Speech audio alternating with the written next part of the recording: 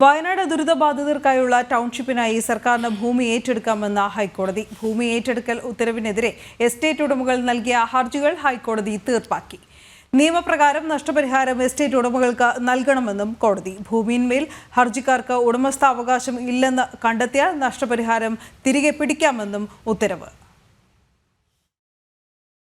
Wayanad ദുരിതബാധിതർക്ക് township നിർമ്മിക്കാനായി 143.41 hectare ഭൂമി ഏറ്റെടുക്കുന്നതിലെ തുടർ നടപടികളുമായി സർക്കാരിന് ഇനി മുന്നോട്ടു പോകാം.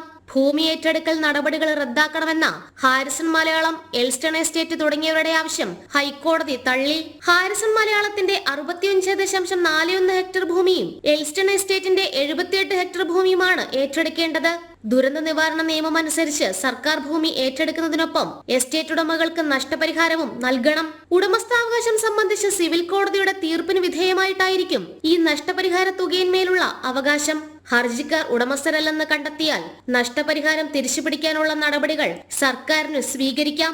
അതേസമയം തന്നെ നഷ്ടപരിഹാരം കുറഞ്ഞുപോയാൽ എസ്റ്റേറ്റ് ഉടമകൾക്ക് നിയമ നടപടി സ്വീകരിക്കുകയും ആവാം. ടൗൺഷിപ്പിനായി എസ്റ്റേറ്റ് ഭൂമി അളന്നു തിട്ടപ്പെടുത്തുന്നതിന് സർക്കാരിന് വേണ്ട സഹായം ഹർജിക്കാർ ചെയ്തു കൊടുക്കണമെന്നും ഹർജി തീർപ്പാക്കിക്കൊണ്ട് ഹൈക്കോടതി സിംഗിൾ ബെഞ്ച് ഉത്തരവിട്ടു. ജനം, കൊച്ചി.